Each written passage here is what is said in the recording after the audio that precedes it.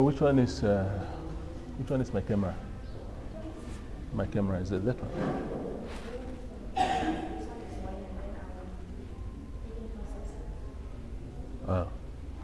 It must be clarified. I need to look in the correct camera. Sheldon, which one is my camera? Is it that one? Yeah. Yeah. Okay. Okay.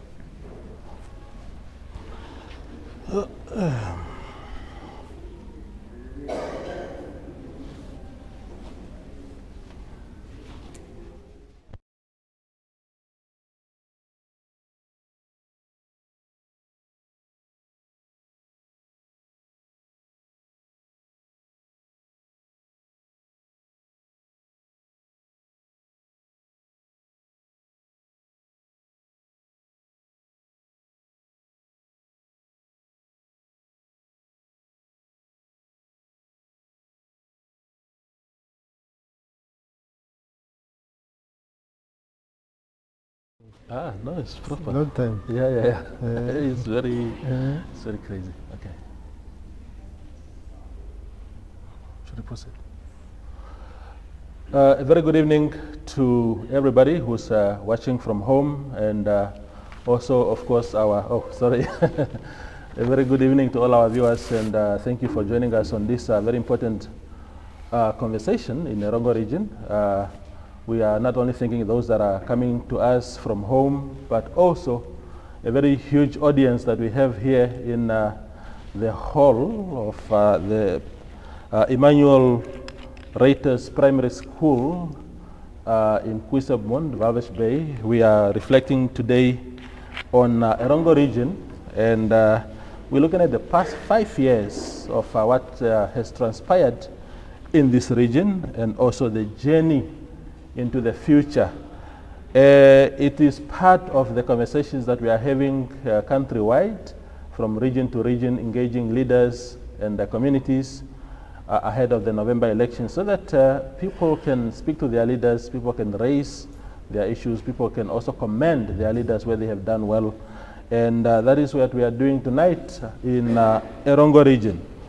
Now I will introduce my guests who have been very gracious to join us tonight on the platform. The Honorable Governor of Erongo Region, Neville Andre Itope. Thank you very much, Governor, for making time. I know that you spent the entire day in Caribbean, and I was scared for a moment that you will not make it, but you are here. Thank you for coming, Governor. No, thank you very much, and also thank you for inviting me. It's always exciting to share a platform and also engage the community on developmental issues. And that is basically also why I took that commitment. I just arrived from Caribbean with other activities, but to also engage the community on the issues that are on the ground. Absolutely. Thank you, Governor. We are really, really happy to have you. We are also equally very excited to have Honorable Tegako Donatus. He is the Councillor for Walvis Bay Rural Constituency. Very much, thank you very much, Honorable Councillor, for joining us also. Thank you very much, Toivo. I'm very much delighted to join the platform. I'm from the community, I'm for the community, and the community engagement is one of the basic things that I do every day. Absolutely. For those that are watching, and of course for our audience, this man, I haven't seen him in I think 18 years, yes, because we were together at university, yes, and when you got elected as councillor, I had no idea that it was you, because you grew a beard and all these things. So I had no idea whatsoever. Maybe 3 months or so later, that's why I said, I know this man. Yeah. And then I zoomed, I realized it was a man that I used to ride a bus with, yes, to Unam those years. So it's so good to see you for the first time since then. I'm happy to see you too. Yeah, wonderful. And of course, we are also graced by the presence of Mr. Gottfried Kuhanga. Mr. Gottfried Kuhanga is a chairperson of what is called Okapare Fisherman. He will explain that later, what Okapare Fisherman is, but in short, these are the fishermen who have gone through a lot of problems in the past couple of years. They are fighting battles, there are interventions that came through, but the problems seem to still persist. Mr. Kuhanga will explain that later when we start this conversation, but thank you very much, sir, for making time. Pleasure is mine. Thank you. Wonderful. Yes. So let's start this conversation with Honorable Governor. I'm trying to see first and foremost where the roles of different authorities of government start and where they end. Because there's always this blurry line, people saying, oh, this is my credit, I'm the one who did this. This one says, but when it's mistakes, this one says, no, it's them. So you may want to be very careful how you answer this question. What is the role of the governor? What is the mandate of the governor? Yes, the governor is appointed as per the Constitution of the Republic of Namibia, and he is appointed by the President of the Republic of Namibia. First, to be the representative of government, central government in the region, and secondly, of course, to represent President in the region. Of course, President, as we all know, is elected by a single community, which is the whole country. Yeah.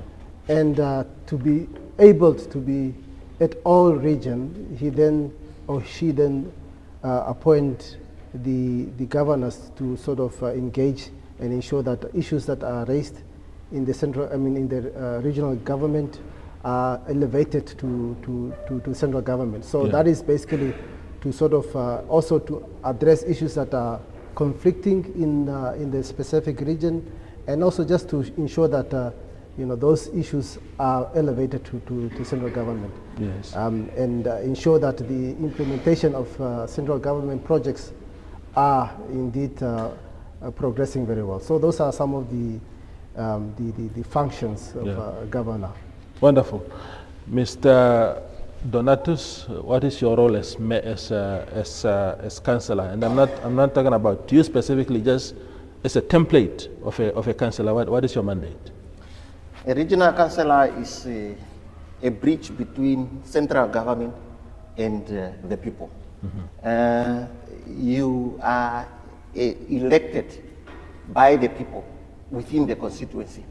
Then you become a regional councillor that is heading a constituency.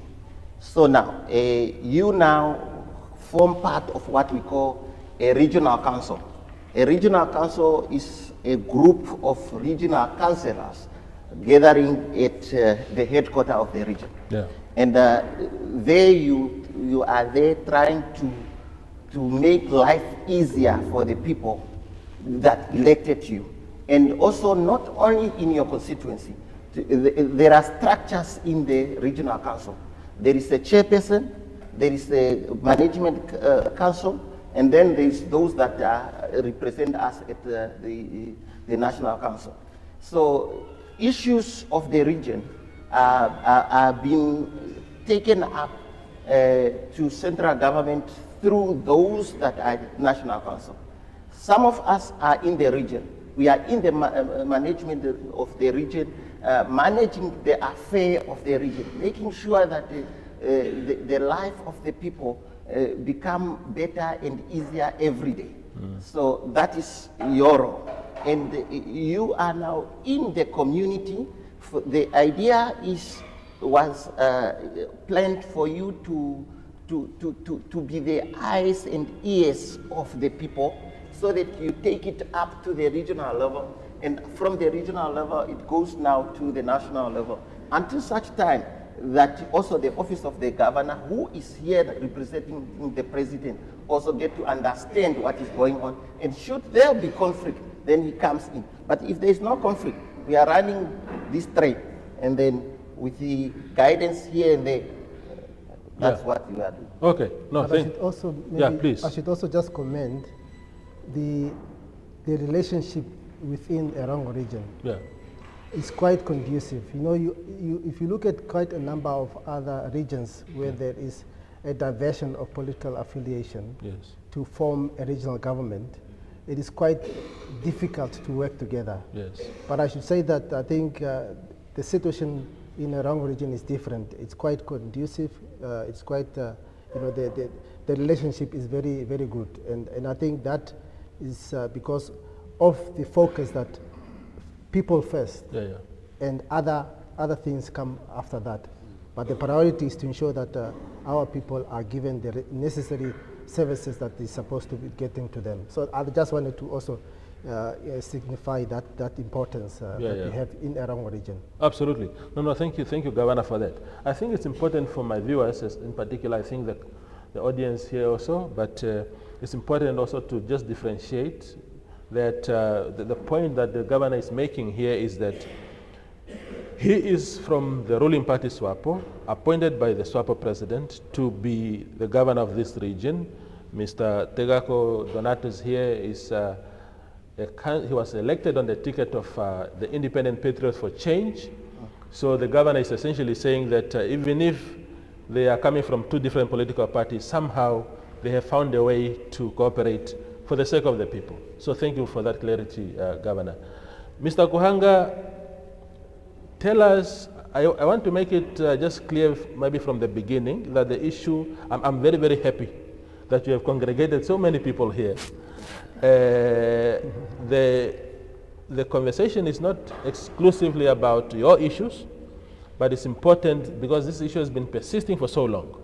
It's important that we also elevate to the national conversation because people are watching from all over the country so that they understand it's not just a Walvis Bay issue or an Erongo issue.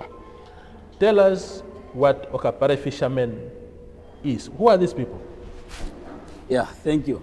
Okapare Fishermen are the fishermen that went on an industrial strike in 2015. Workers that were working at the fishing industry, fishing companies, and in 2015, October, is where we decided to come together here at the stadium, we have our Walvis Bay Stadium, and we went on a strike. It's because of some certain unfair labor practices that was done to the workers in the industry.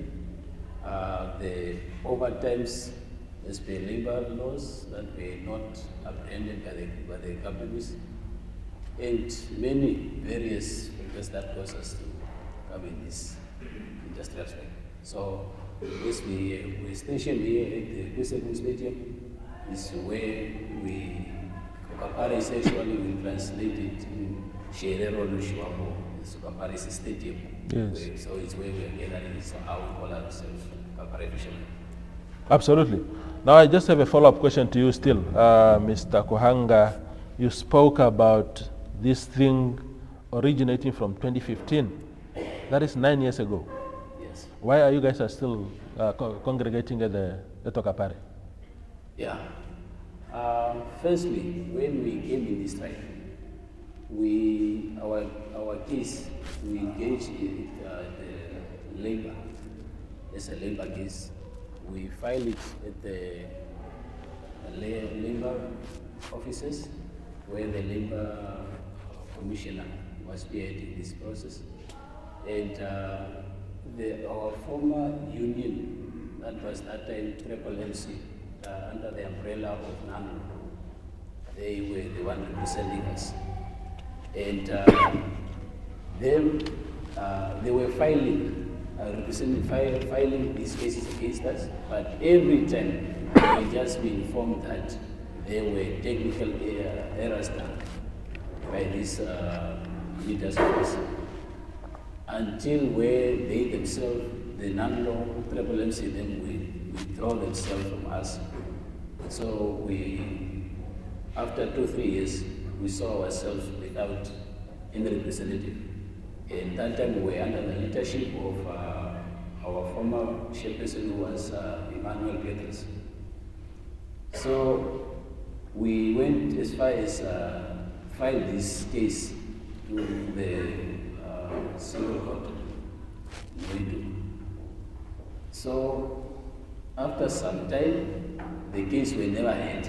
Every time there is a technical error or something happened that it was never heard since 2015. So 2018, it's where we see that Mr. Fisherman just also withdraw himself from us, and we got Mr. Okapare, Matthew Okapare, as our new chairperson. He reigned from 2018 until 2022, where in 2020, the government saw that this every day in Okapare is where they come up with the redress program to give these fishermen employment while we are still continuing with this case of ours. So in 2020, we were allocated to various fishing companies. One was Okapare fishing, where I was also allocated under. We were 640 people allocated to Okapare. 290 were allocated to Manana seafood, 92 to Panelist. And in this redress program, there were also other employees, but who were not part of this striking fishermen, like the numbers of employees who were retrenched due to the issue of fishermen. And there were also a group of men and women who were working in the factory called Seaflower. They were also affected, and the governments were also initiative to involve in this program. So, as from the fisherman point of view, where I came to take over is in 2022, our former chairperson, the second chairperson, when we went to Okapare, he became a coordinator of the company, and he was no more having interest of representing the workers. So it's where we formed ourselves and said, but the situation is still harsh. We promised to give employment, but there was no employment for us. So it's where the fishermen themselves who were allocated to Okapare decided to form another committee where they elected me as the chairperson. Okay. No, thank you. Thank you for that elaborate journey, taking us on your journey. Governor, this matter has preoccupied your region for the longest of times. If you can engage us on,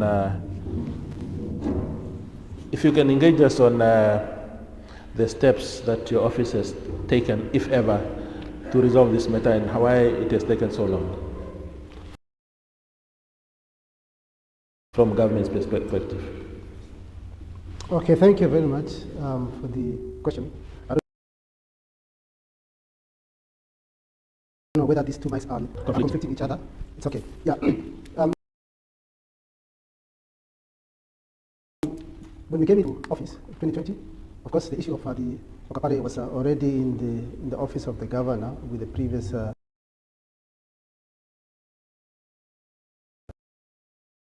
May his soul rest in the previous governor, who was always engaging. I think there was Mr. Bobby Kanjala, who is also a former unionist, and she was always engaging that issue.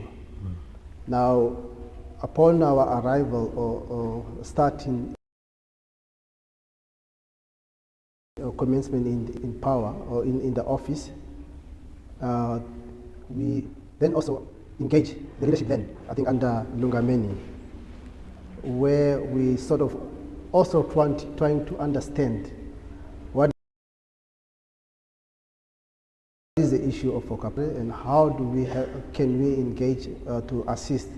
Going forward, the Minister of Fisheries came on board and agreed to sign or to address this issue by signing agreement with specific companies who then recruited or accepted to recruit specific numbers of the Okapare workers, which I witnessed the signing of those agreements between government and the specific companies. Yeah. But of course, on the ground. Let me just interject to the Honorable Governor. The companies that agreed to take in this fishermen were there any concessions, or was it just goodwill from their part? Or was government offering them anything to say, Yes, look? government was offering them quotas Okay. in commitment to employ or recruit the Okapare workers. Yeah. On the ground, as a representative of central government, my office was therefore in charge to also see how do we assist in getting the list of the different people from the different companies that, and also because government under the cabinet resolution had 3 categories to address this issue. As it was mentioned, NAMSOF was one of the key issues because it was the issue that also really affected due to the fish rot. But then the main focus was on the Okapare, which was category B. Now the priority was that the category A and category B should be recruited or put into employment. Yeah. And that is now where the redress has came into effect. And my office was also then engaging some of the Okapare people or the workers to assist in terms of which companies they have to get employment in. The one I think was Hangana, which my office was very much influential in engaging the Hangana, as well as the Kavema as well at the beginning, which was later successful in getting them into employment. So our office was really on the ground to ensure that whatever was agreed on or was decided by the cabinet is implemented on the ground in terms of ensuring that their people are employed or put into employment in the different companies. And that is basically what we have done. And we continue to also engage the current Okapare colleagues to also facilitate the commitment of government to ensure that the people are indeed put into employment. So that is basically what, from the Office of the Governor, we have been doing, yes, and ensuring that this issue is given the necessary attention. I also engage the ministry or the minister if there are problems or concerns that the colleagues from Okapare is having. Then I engage the minister to facilitate for him to meet them, or for him to, or for the ministry to address the concerns that are coming from the groups of the Okapare. Mm-hmm. Yeah. No, wonderful. The Honorable Councillor, have you played any role in making life easier for these men in terms of interventions, or is it a method that is far away from? Because I'm sure some of the people in your constituency ought to be affected by this issue. What we need to understand is this, that Namibia is a very good country with good laws. And those laws were very much designed in such a way that anyone from any political party will come in and pull or push the agenda of his own community. I am the elected leader of Walvis Bay, and those fishermen reside in my constituency. But the challenge here, I am conflicted because as we speak right now, the Fishing Act, the Fishing Act that brought fish rot is still not rescinded. It's very active in the Namibian law, and that's the reason why the whole power is with the minister. And me as a regional councillor, I only hear the minister was here, he handled issues with people. I'm not consulted. I have solutions to problem. I want to help. The fishermen are coming to my office, but I stop engaging them because I cannot continue wasting their time.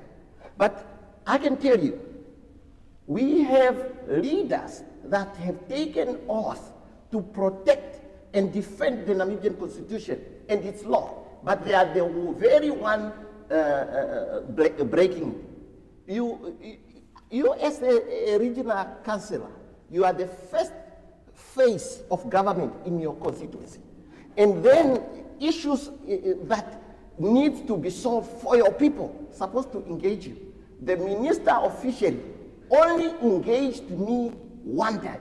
I have witnessed when the signatory of when Hangana and Kavema took in the people in 2022 or 2021 day. That was the end. You write letters to the minister, no response, no anything. Why? Because everything that has to do with fisheries, it's on him. And he has the whole power to do whatever he wants to do. And that's what is happening. The people are suffering. I have solution. Even Walvis Bay people, community of Walvis, they pay themselves. They have the solutions. But are they engaged? Zero. I hear you.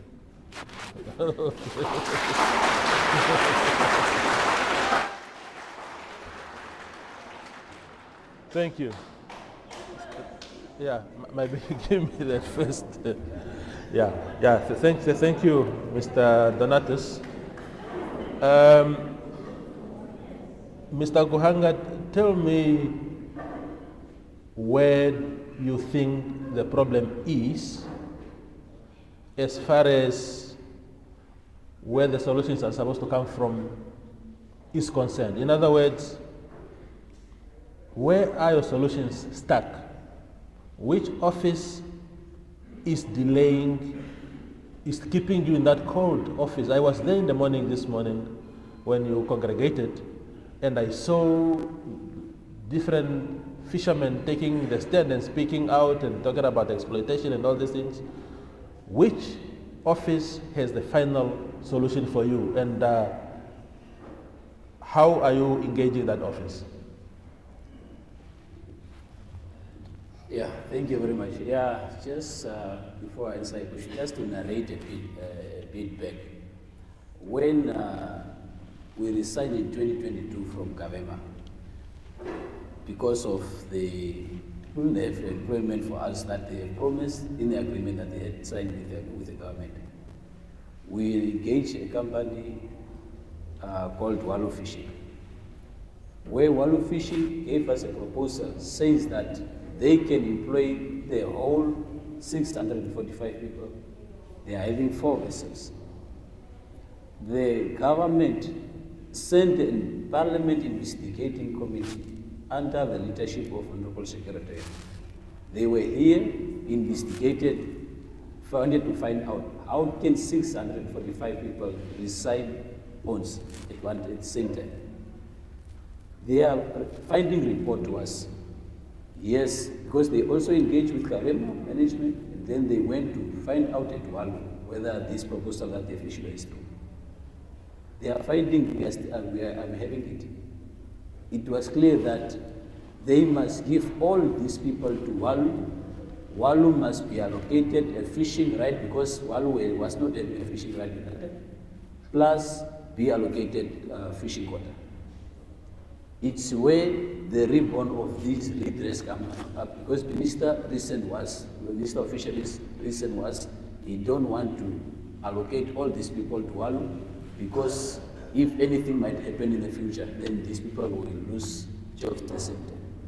So it's where we came up to be being allocated to these companies now where we are, this Yalo, Namfield. Yeah, now the question that you asked me, our solution for this problem of Okapare is as a leader of this group. It's when we are engaged. These agreements that have been signed by the government and the companies, not even our representatives, the unions are here. It's only an agreement between the government and the company. But the agreement is about us, the workers. So we have to be involved in the agreement so that we know what will they agree, what is the company promise to do for the workers. So we proposed a committee to the minister, which will consist of the Ministry of Fisheries, Ministry of Labor as a signatory also, the union who's representing the workers, and the workers' representative, which is the Okapare committee. This we sent through to the minister. He said he will look into it. But as we are talking now, next month, October, is a new system that must start. But this is not yet implemented. I think last week, Friday, I also had a meeting with Honorable Governor. I also engaged and also set this idea through. So I think our solution is when we are engaged and we do these things together, we will get the amicable solution. Yeah. A follow-up question to you, Mr. Kuhanga. I've read somewhere in the media that when some of these companies took some of the fishermen in, they gave them work in those companies that is not necessarily at sea. And because maybe these companies already had enough personnel at sea, so you can't just take in people at sea for the sake of it. So, but because you have this obligation as part of this agreement, you have other operations onshore, maybe, I don't know, in the factories, I don't know. I'm from Makalongo, I don't know these things too well. Yeah. But apparently you guys are refusing to take this. You are only demanding to go to sea, even for companies that are full in that regard. Yeah, thank you. The thing is, we are 9 years at this Okapare. So when the government came with this program, by that time we were already 5 to 6 years at this Okapare. We have lost everything that we have worked for. We have nothing, even our integrity as men. Our children, our families, they look down on us. So for us, is when we came in this tribe, we were fishermen. And for me, with this, my colleagues, there is no one who's actually less than 40 years. The age is not on their side. So to put this person in a factory, giving him $4,000, how will he transform his life after 9 years that he have lost everything? So that's our reason is, if someone can be given fishing quota to give us employment at sea per month with a basic salary of $5,000-6,000. On top, there is a fish commission, which can take me at least to $18,000 to $20,000 a month. That in a year I can transit my life. Okay. So that's our reason that we say that we are fishermen, and because of what we have gone through, and there is the case that we had that was not even had. There is something that drove us to go in this tribe. And for us, we don't see to work in a factory. There is no way, because there is, what are you going? You are actually killing these people. I hear you. Thank you. Okay.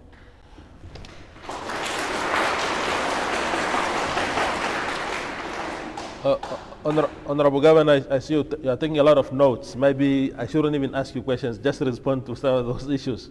Perhaps my only question is, does the Minister of Fisheries have too much power? Well, the minister doesn't have powers. Whatever the minister decide or implement, it is decision by cabinet. And that is exactly also always when things are done, sent to the regional office, it is the instruction of cabinet, exactly with the redress issues, and also to increase quotas. The minister has to go to cabinet, and then engage specific ministries or companies. Now the issue, and I also feel with the colleagues of specifically Walu and Yalo. They have been given quotas, and they have been given quotas to pay the workers. but they have not paid the workers for August, and September is also the same. But the other companies that received quotas, they have sort of paid their salaries. So, and that is exactly, where then the ministry will then have to engage this specific company to say that why are they not, engaging, or why are they not giving salary to the people, and that is one of the things that of course needs to be addressed. But of course, is the thing is that the government is only giving the quotas, and the companies are supposed to then have the capacity to say that I can absorb the workers and I have the capacity to put them in this specific work. And we are also hearing from the Kapale that they are not in agreement to be put into factories, but into the vessels.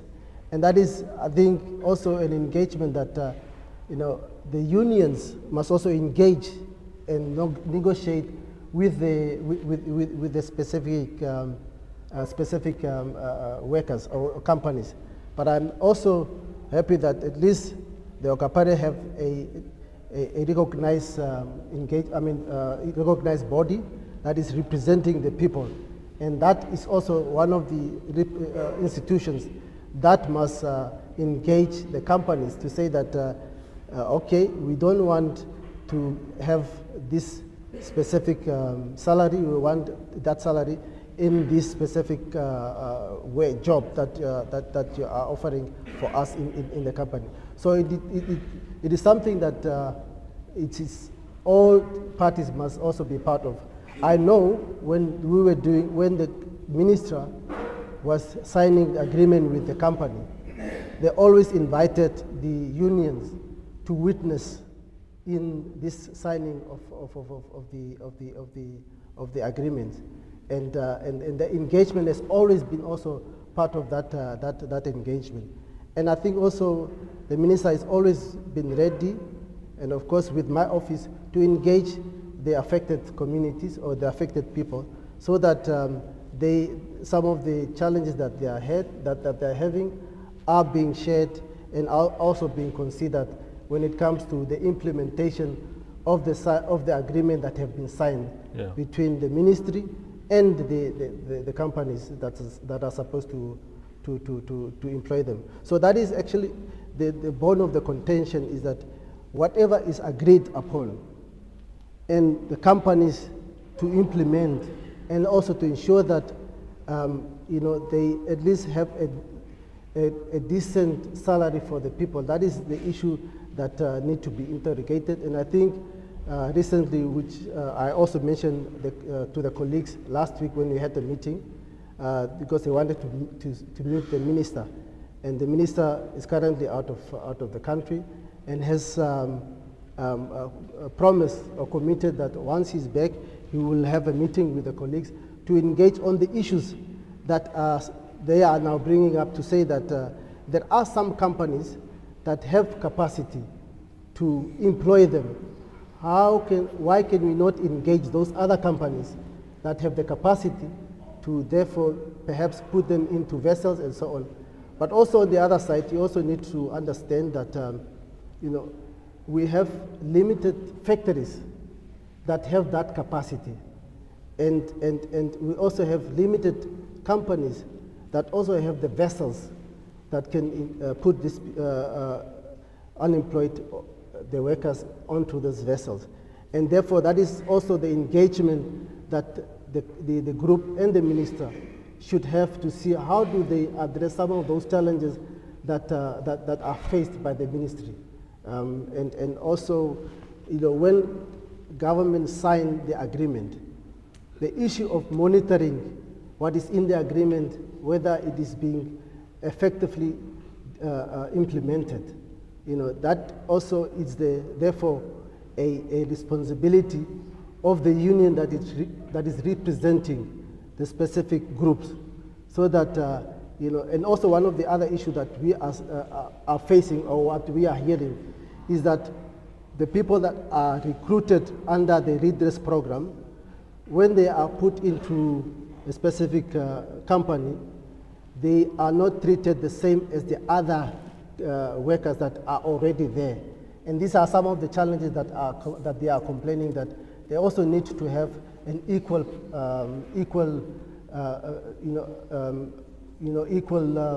services, equal benefits, just like all the other people. Yeah. And there's also sometimes what we are hearing, the stigma that is that they are getting, that because you are from Okapare, you are sort of perceived to be a problematic person. And these are the things that we are seeing some of the companies are doing to the Okapare people. And these are the things that, of course, the minister is also addressing with the ministry itself to see how do we address some of those challenges that they are facing. Yeah, no, yeah, thank you. Thank you. Honorable Councillor, the issue of, you raised a very important point earlier about the way the Fisheries Act of 2015, I suppose, is structured.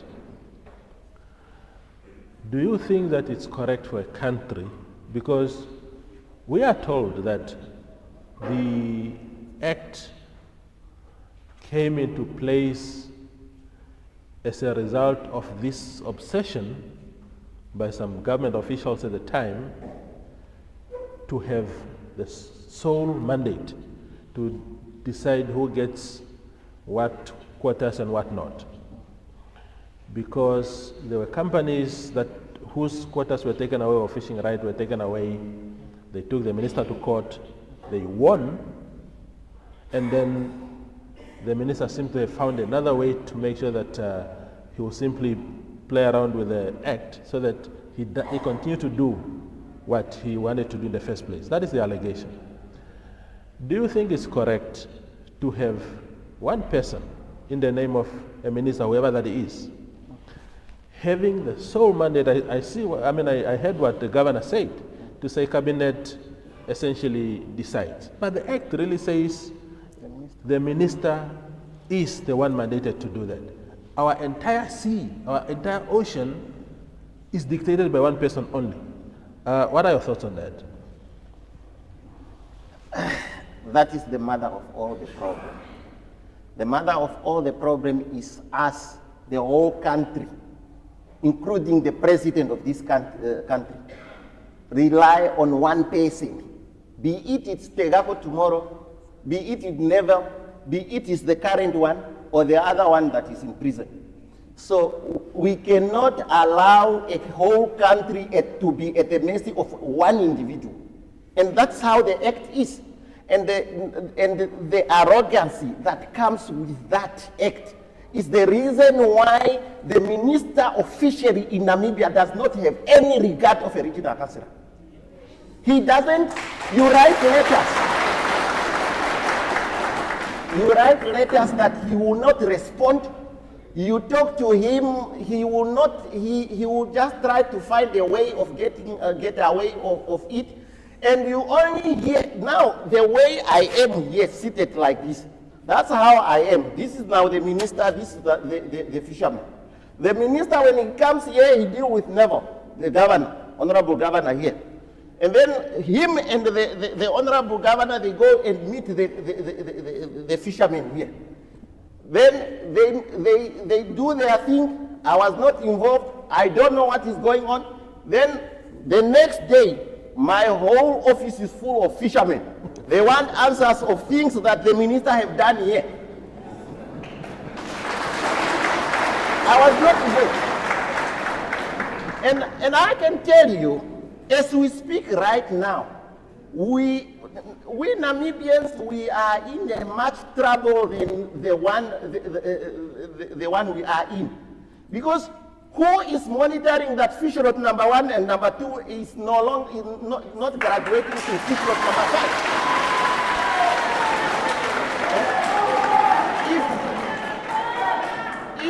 If the minister is the one to decide who gets this fisherman, who take in this one, Who is doing the balance, the check and balance? Who knows who is Walu? If maybe Walu is a company for Tegaku, or it's a company for the son of Tegaku. Who knows who is the other one and who is the other one? The minister is the one doing all this, and then now I must give answers to fishermen when they come.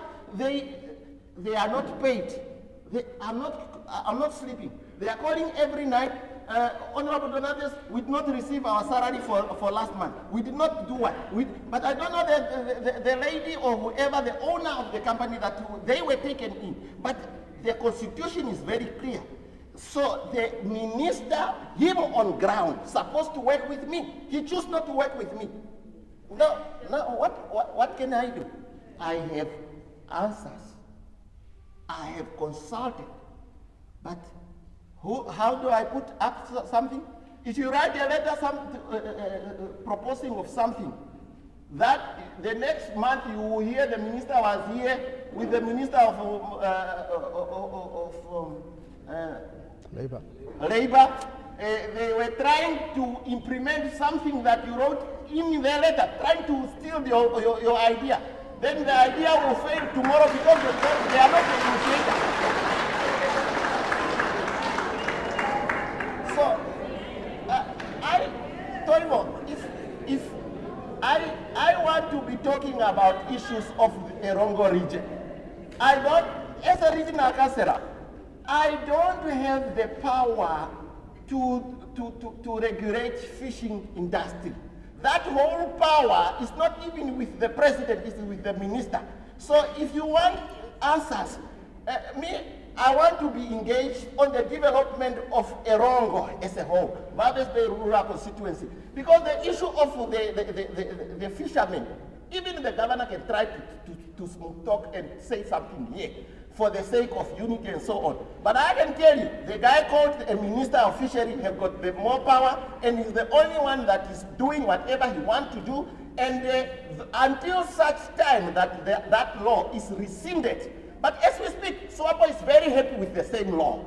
If they were not happy, they're supposed to rescind the law, because that law is the reason why Esau and others are in prison. And that law is the reason why a lot of irregularity is happening in our fishery.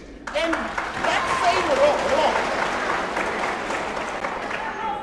that same law will give birth to fish rot number 5 or 7.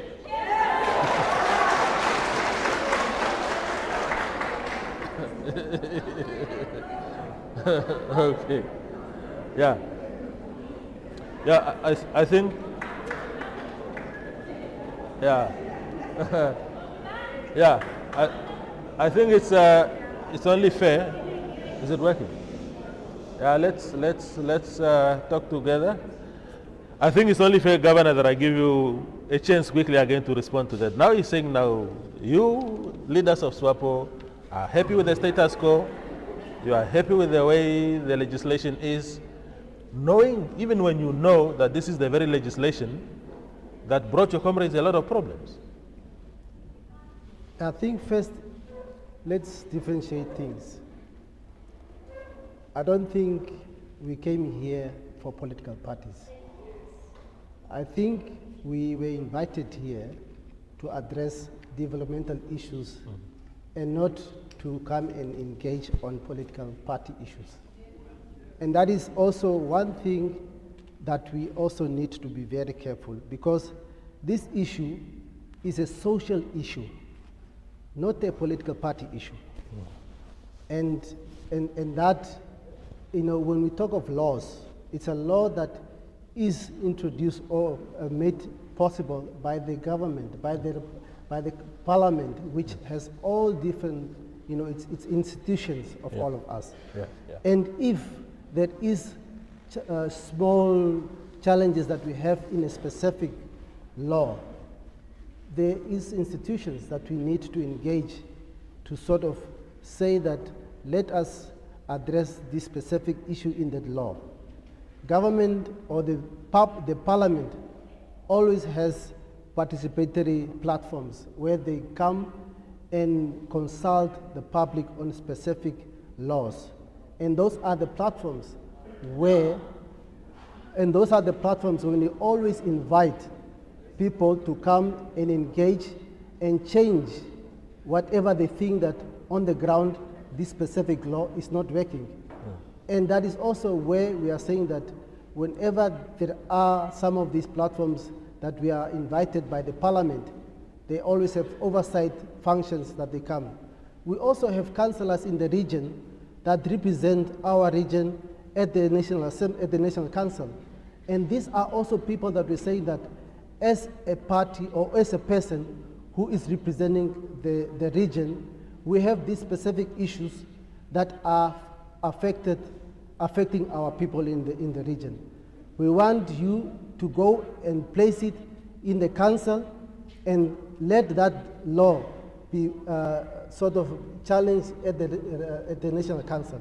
And that is how we are going to really address and change the laws that we want to see be changed. But I don't think that really we were invited to this platform in our capacity as political leaders, but in our capacity as government officials.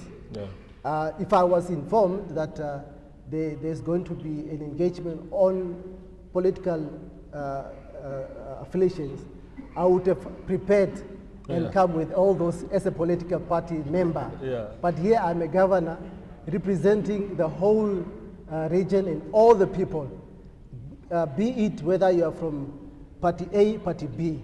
Yeah. And that is also if the law is affecting a person that is in our community, we therefore have to address it as a community issue. So the issue of the Okapare and this specific issue of the fishing is a workers' issue, is a social issue, and must be addressed in that manner.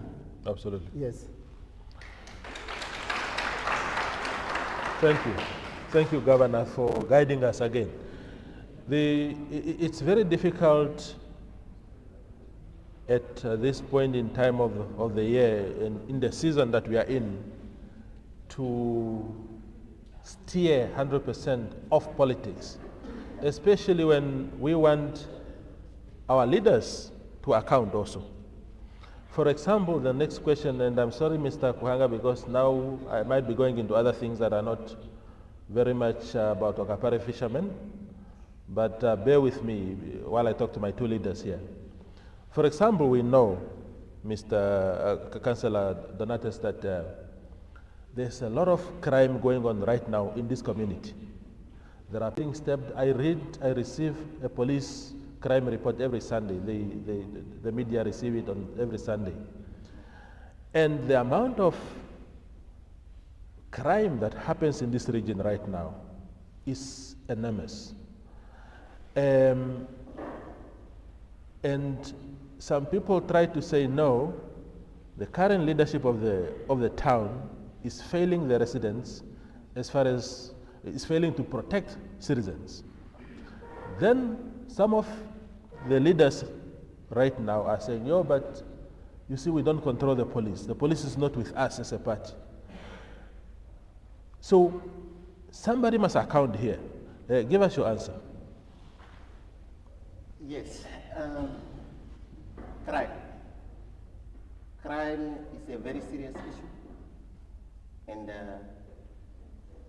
it have picked up.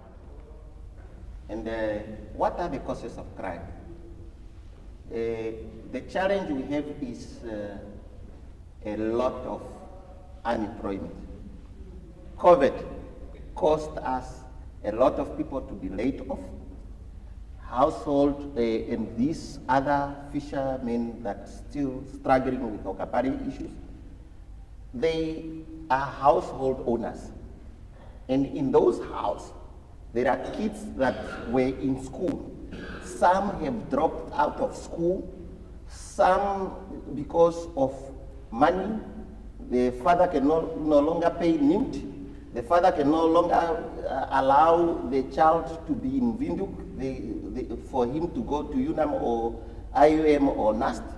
A lot is happening. And now the issue is unemployment have given birth to hunger. And the issue is people are grabbing whatever they see because they think there is small money. Because they think there's a cell phone, I'm going to sell it for 800, buy food, buy what? That is the challenge. But when you are saying, and that is a reality that you cannot run away from.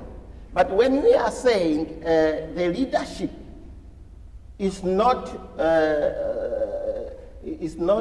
protecting the people. I am a regional councillor and I'm not a police chief. And the mayor here or wherever where they are, they are mayors, and we don't have city police here, so that we do that. The issue is we have police that are very reluctant, and they are also not motivated due to a lot of issues. So we need to find a way how to motivate our police force. And then when they are well motivated, then they will be on ground. So then the regional commander must call his people to order and make sure that our people, our citizens are protected. There is, I am also afraid of my whole life. I cannot walk around here because I'll be a victim of those same people. So all I'm saying is, I don't think there is a leadership that is in control of the police. The police have got their IJ, who is staying in, who is in Windhoek, and there are head of like the chief, the Erongo head here, Mr. Kupembona, and it goes down. So those are the people that I'm pleading to, that they must show their leadership, up their muscles, and if people need to be motivated, let them be motivated. And if the workforce is a bit smaller, then let's add some more people in the force. I don't think crime is a result of IPC heading the region or the towns. Crime is it's brought up by hunger and poverty. Thank you. Governor, please. Yes, let me come in here. Yes, please. First, understand Walvis Bay is a very important economic hub. People come to Walvis Bay because there's opportunity for work. So then you find that people come and they don't get job or they get job. Now, first is that there are also those that see that there's opportunity to make money from crime. And you see that there's a growth. Again, crime is also contributed by other things such as alcohol and drug abuse. Now, a few weeks ago, we had a community meeting to discuss crime in this specific area of Walvis Bay. What is seen is that first, the police is doing its level best because they are addressing the crime in the region and they are bringing it a bit to control. Crime does not only need the police to do their job. Sometimes it is our brother or our son who is doing the crime. In our community, we know them who is doing that specific crime. But we are not working as a community together and help the police to also do their job. We need to have institutions or structures such as community policing which will work with the police so that if we know that in this house there is somebody who is selling drugs, but if the police comes there, nobody knows who is selling drugs. But we are not working with the police to help them find this specific person. Even if I steal from you now and I run into this house, the community doesn't know who is that person. So it is a call of all of us in the community, be it the public, individual, to help the police. Because you cannot now say that, no, the police is there is mandated to bring crime down. But if they are, if they are not having the facilities, the capacity, and we just say that, okay, if they don't do that, we don't help them, at the end is the community that will be affected. So if we don't stand together, surely the crime will go up, and it will continue to go up. And also the issue of drugs, it's a very serious problem here. You find, even at some primary school, kids with the age of 8 years, 9 years, 10 years, they are selling drugs at the school. And it's no more only available in the street, it is now available in the schools. So what do we say? This kid who is now exposed to drugs is going to be sometime, one day, a criminal person, a person that will indulge in criminal activity. So my call is that let us not only say that because the police is not doing its job, or because the police is having some challenges to address crime, we are also not going to do that. But of course, it is not the issue of who is in charge in specific authorities. It is an issue that all of us need to be part of.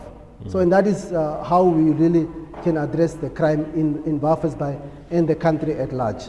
Thank you. Absolutely. Thank you, Governor, for your very sober reflection on that. I think it's time to start engaging our audience on any of the topics that we discussed or others that we did not touch on. The rules are very simple. We must be very brief because it's a lot of people, maybe more questions, a lot of questions will be posed. So it's important that we are as brief as possible. Even if it's not a question and it's just a comment, try and make it as concise and clear as possible. There is a hand there. Let's start with Tata there.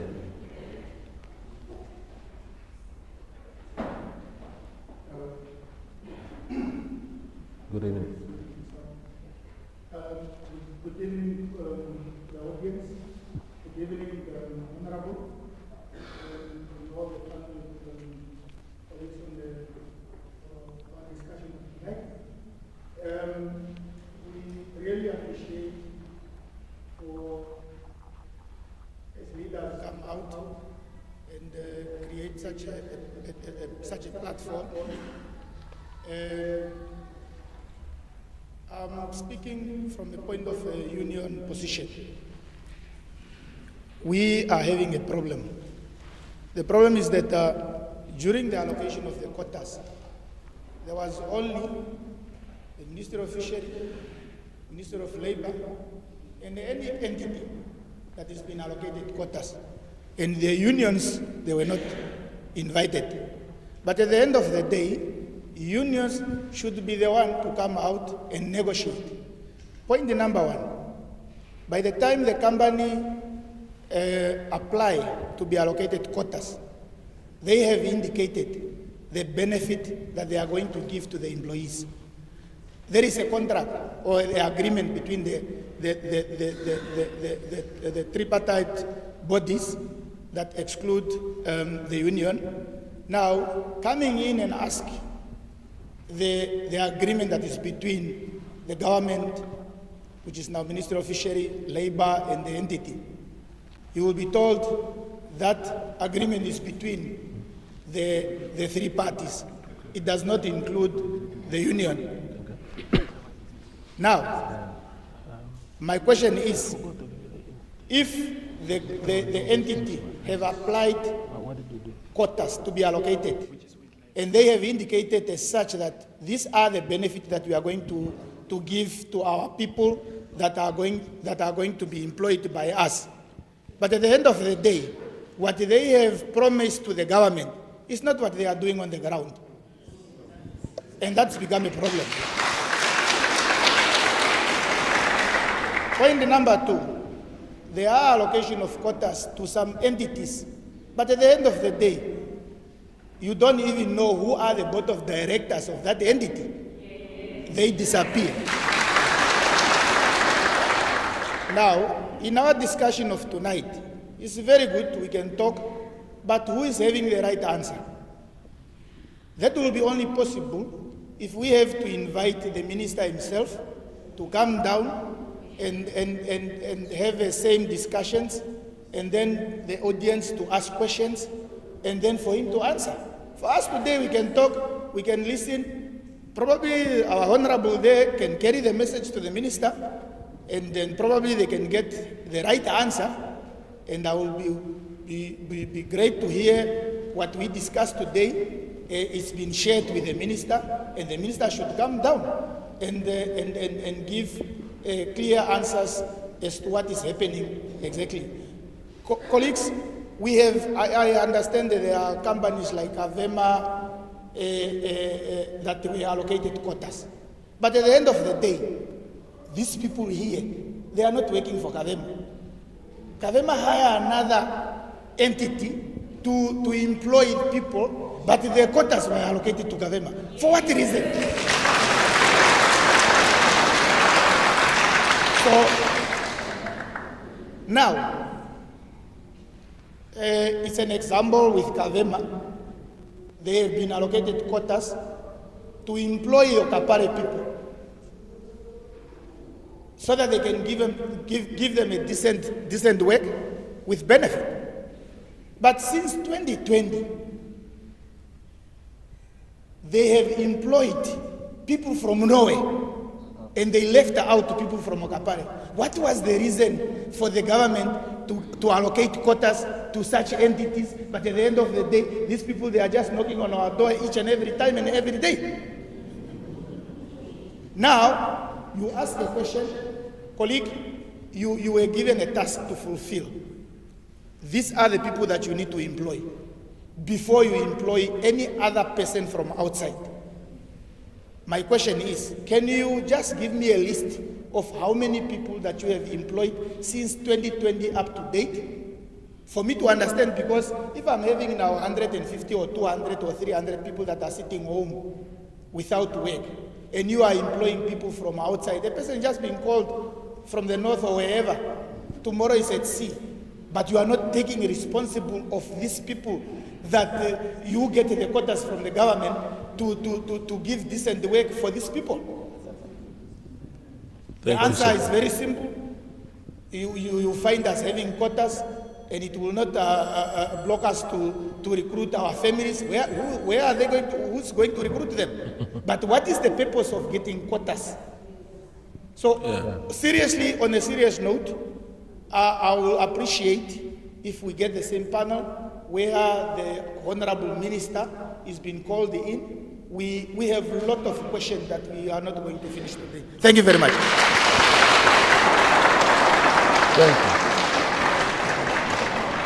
Thank you. Thank you. There's a hand in the middle there. Yeah. Again, let's keep it short. As short as we can. I have 3 questions to ask. As we are speaking about now the crimes, we have the dropouts, I want to ask the honorables the following questions. Can we, the Erongo Region people, ever return to a full employment? As the first question. Just repeat that first question again. The first question is saying, can we, the Erongo people, the Erongo Region people, ever return to a full employment? And the second question, should the climate or climate goods take second place to economic recovery or economic recovery? And just repeat that one for me again. Should the climate goods take the second place to economic recovery? Okay. Okay, the last question, When it comes to the dropout, maybe I can relate on the school, let me say the formal school itself. We have our parents, when it comes to the enrollment for the grade 1, pre-primaries, they have to sleep on the school yard or the premises just to secure the kids' place. Every year, it's just the same issue that we are having in the Erongo region. What may be the implementation or the implement the governor or the councillors, the honorable councillor and governor that we have, or they have taken in through the, when it comes to the education sectors. Thank you. Thank you. That is exactly how we should keep it, short and to the point. Evening, sir. It's directed to Honorable Andre. Honorable, you spoke about the Fishing Act that is in the hand of the minister alone. From here, are you going to be vocal and make sure that that law is amended to take away the power from the minister? That's direct to you, and we, as Walvis people, want to know. The ocean is in the hand of one person. The second one is the fishermen. If we have to go back to 2015, the main cause for them to stand was due to their working environments, the benefits that they wanted from companies. Are we dealing from the root cause to say these companies that exist, that have let these people go, are they going to compensate these people before we take them in? Are we going to go back to the root cause of the whole situation that caused fishermen to stand? Or are we going to re-employ them without them getting their benefit? Is there anything that we are going to do about that in the Labor Act? Thank you very much.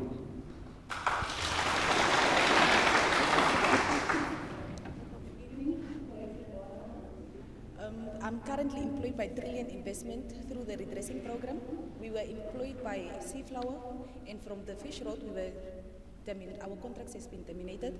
Our group has been divided into 3, where the other group went to Omwalu, the others went to Comran Fishing, and we went to Trillion Investment.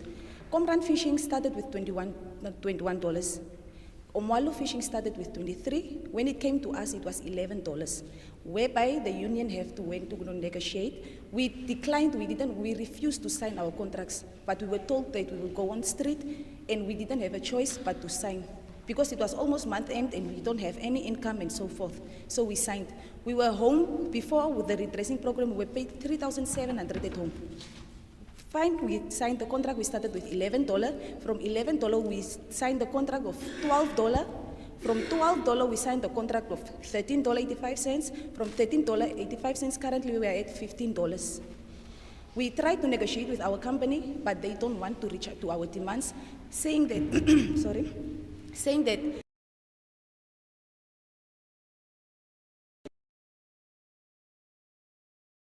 they cannot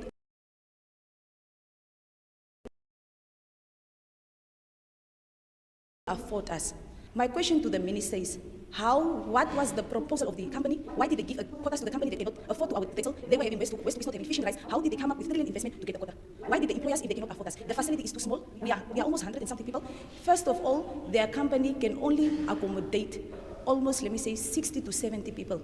But now we are 160, 150. Why did they give the quota to Trillion Investment?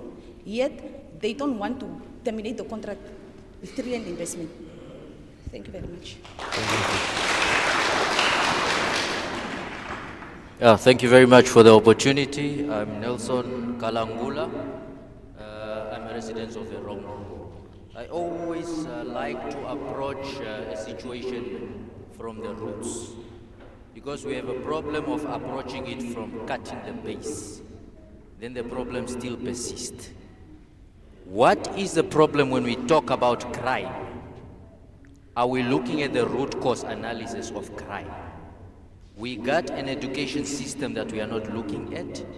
How are we keeping our children, the Namibian child, engaged in terms of schools, In Walvis Bay, we got schools that has absence of hostels. These children are engaging and sitting in the shacks where they share a room with their parents. This is a breed for disaster, and as a result, rape cases emerge outside. Perhaps we need to look at hostels. What have we been looking at when it comes to schools? The education that has been given to us in terms of schools, many of them has a history of being built pre-independence. How many schools have we brought forward that can cater for those that are looking for jobs coming to Walvis Bay to give their accommodation to the kids so they can be set aside while their mothers are busy? As a result, it's also a problem. We talk about sports as well. How have we engaged the Namibian child in the streets to keep them out of the streets, to keep them engaged with sports activities, debate clubs? We need to engage the youth to combat crime. We cannot just blame it on the police, blame it on the other, but it starts with leadership. It starts how we treat and guide these children to avoid them from becoming criminals and to breed them to become leaders of tomorrow. So I engage with you and advise that in terms of development, we need to look at the root cause analysis in order to curb and take away the problem once and for all to avoid it from returning. I thank you. Let us answer these questions. Sorry for that. Those that are standing, just bear with us for a few minutes while my panel is addressing the questions that were posed first. Is that okay? Okay, let's start with Governor. Yeah, thank you very much. Yes, like I said, the minister will be meeting the leadership once he's back.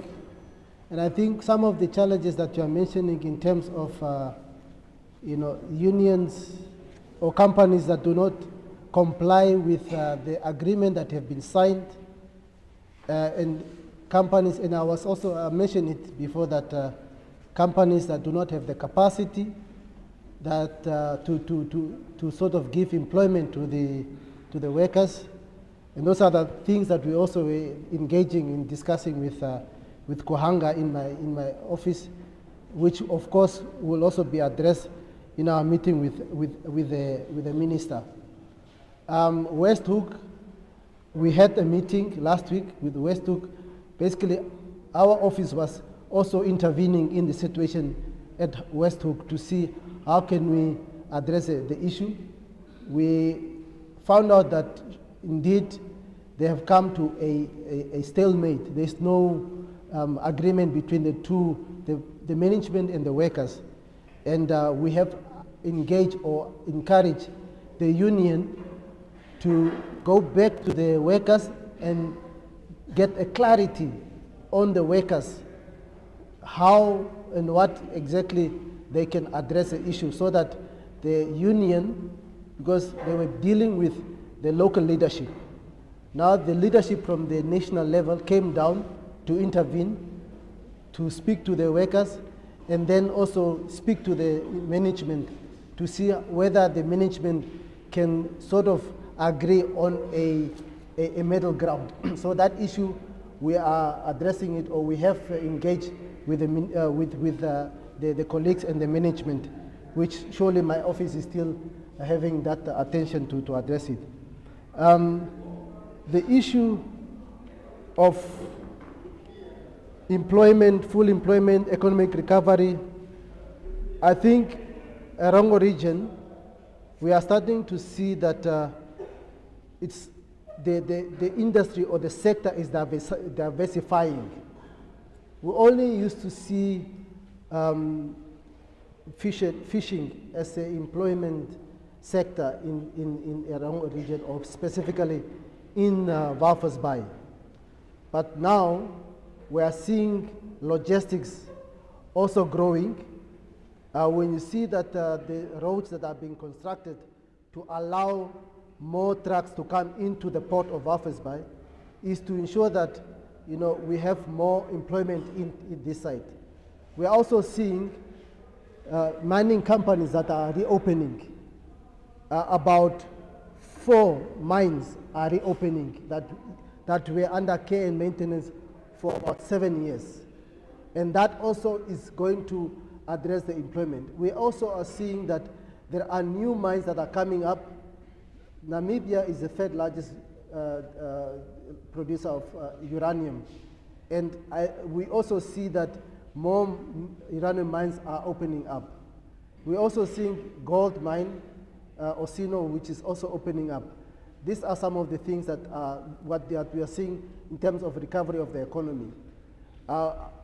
We have been informed, or we are lucky that there was an announcement of oil discovery of 21 billion barrels of oil, and that also has an impact in terms of the employment. But what is very important, and it is also sometimes the challenge that we have all the resources, but we have poor people. And I always say that we are too few to be poor with the resources that we have. But what is very important is we need to put our people in skills development. We need to give our people, we need to open up more training facilities. We need to put up more institutions that will allow our people to work with their hands, and so that the resources that we have, they don't go out of the country in a raw material. They go out of the country processed. If it's gold that we have, or if it's diamond that we have, we must process it to a necklace, and then we sell the necklace to the outside. If it's uranium that we have, we must have because you can also have electricity out of uranium. We have other things that you can get out of uranium. So that skills development and also value addition of our resources is what is also making us to be, to have a challenge in our employment. So that is, I think, the issue of the recovery, the employment that needs to be done, and also to address that. The spacing of schools, very true. Every year we have challenge in spacing for schools, specifically grade 1, grade 7, and grade 11 sometimes. The challenge is that, as I mentioned earlier, Walvis Bay people come into the town with the hope of getting work. So they come with their whole family. So every time there's need to be space, and that's a challenge of space. But I think we have in the region add some classes in some of the schools. Some schools, we had added some about 2 or 3 blocks of schools to address that issue of space. And also we have new schools that we have constructed. I think this year, a primary school was also constructed, and a secondary school in Naraval was also constructed. But of course, I do agree with you that the issue of hostel should be one of the issues that that should be looked at. And I think in Handys Bay, they are planning to have a hostel, or fully fledged school with a hostel, to at least address some of these kids. Because if you go to other towns, Omaruru, Arandes, Usakos, and so on, there's no problem with space. The space is here. But then the problem is that if some of the parents do not want to send their kids to where there are hostels, because here we don't have hostels. We only have one hostel, which is Utusep, and it does not have a secondary school. So that is the challenge. But of course, I do agree that the issue of hostels is something that needs to be looked at. Yeah, sports activities, I do agree. There are many NGOs that are trying to also keep the young people active. And we also need to advise and encourage some of those activities to be also in our communities. I know of a group called the Coastal Action Against Drug and Alcohol Abuse, CODAC in short, and they are also trying to get young people, young boys that are problematic, that are facing drug issues. They pull them into their system, and they have programs that they at least are encouraged. They also have a soccer team that at least these kids after school, they are given those opportunities to be active in sport and other activities. Last week, I went to visit the center in Swakopmund. It's the Mondesa Youth Mission, and that they have 200 kids that they. It's an afternoon class, afternoon institution for class or for kids after in the afternoon. They have classes in the afternoon. They give food for the kids that are coming there, and they also have some sports and some recreation activities. So some of these centers are also needed in our communities, so that kids are given or are put into an environment where they are always engaged and they put into activities, and so that can allow them to at least be able to enjoy their youthful years and not get involved in drugs and alcohol abuse. So I think that is also something that we need to look at in ensuring that our young people are kept busy with the rightful activities. Thank you, Governor. Thank you.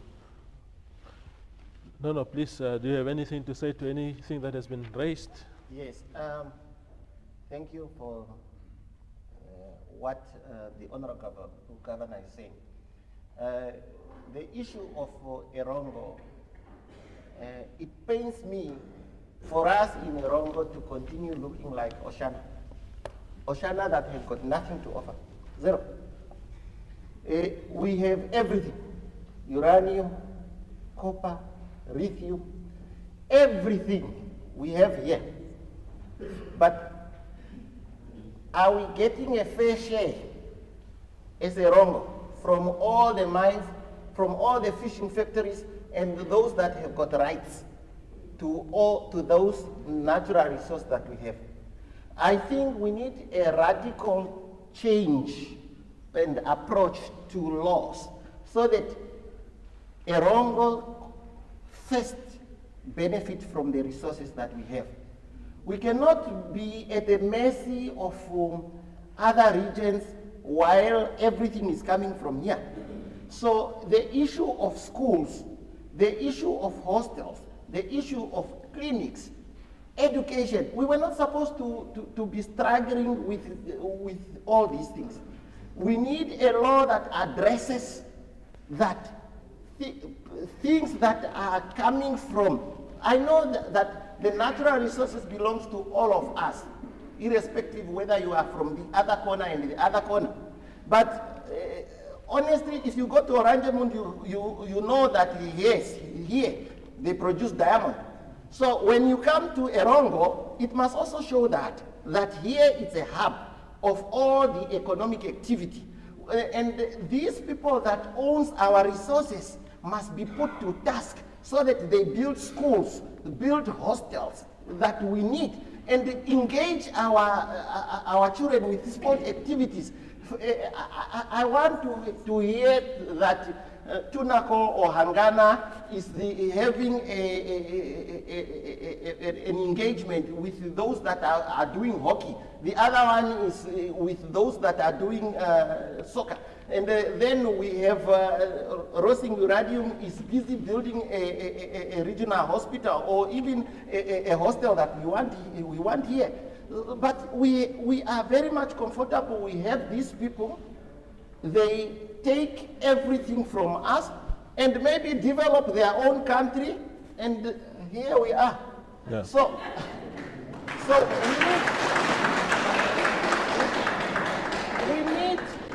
we need to change the focus. The focus is no longer about us getting what we call, they said, social corporate responsibility, whereby a big company such as Rossing will decide, apparently they are sponsoring pets. We need, they need to adhere to social, corporate social responsibility. It's needed. But we need this region to be developed by those that have our resources. And so that we worry about something else. The same also, we have issues of housing. Crime is getting high, as it was alluded by one of the contributor there to say the same child is sleeping down, the mother and the father is on the bed, and then we are traumatizing them because we keep them engaged with our own activity, bedroom activities, instead of engaging them with some other thing. Why? Housing is also a problem. We need to find a way how to get everybody, or maybe those that have the age of controlling a house to be household. At least, if we cannot build houses, let's give them land. And then a house can be anything of what a person wants to be. Yeah. If Toibo Njabera wants to live in a shack, let him build a shack at his urban. But there must be water, running water, and a toilet. Then that's his dignity for our people. But, so we need to change a lot of things so that we address crime, we address social behavior, and a lot. So then we are talking. But yes, I want to say and to put it to those that will go to the chambers next year, wherever they find themselves, once you get there, it must no longer be business as usual. We must work together as Namibia, irrespective of which political party you belong to, so that we change the laws of this country to benefit Namibians rather than the laws that are benefiting foreigners than ourselves. Thank you. Thank you. Thank you. Honorable Governor. Yes, I tend to disagree. I think what I can say is that first, for the past 5 years, of course, perhaps we say 3 years or so, I have seen a change in the attitude of some of the bigger companies in terms of investing into our community. Currently, a state-of-the-art police station is being constructed in Swakopmund with the funding 100% by a mine. State-of-the-art in DRC. We have a hospital being constructed in Karibeb by one of the mines. We have also vehicles, 5 vehicles that were donated, new 5 vehicles, police vehicles that were donated by one of the mines to address the issue of mobility and crime. We also have houses being built by one of the mines in Swakopmund and also Arandes to address the issue of housing for their workers. And we also encourage the workers or the companies, especially in Walvis Bay, fishing companies. There was an encouragement that they must approach the municipality of Walvis Bay and ask for land so that they can build houses for their workers, because it does not mean it is not humane that you are employing people that are going in a very vulnerable situation. They are staying in shacks and pondoks, while you as a MD, you go to Niesech and Lagoon in a 5-star, in a very nice big house. And these people that are making money for you are the ones that are really living in a deplorable situations. So we engage those companies to say that you must build houses, and then whatever agreement you have with the workers in terms of paying the houses off. I think a number of the companies, they approached the municipalities and they also got land. And so we just encourage them that they continue to, it must be in all the companies that they do that. So I think that thing is really taking place. But what I want to encourage councillors at the regional level, local level, is that you are a leader for all of us. You are a leader not only for the people in the community, you are also a leader of the business community. So if you see that you need houses in your region or in your constituency, you have the power to call them and engage them and say, in my constituency, I want you for this year or for the 3 years to focus your responsibility on building houses, or to focus your responsibility on this and that.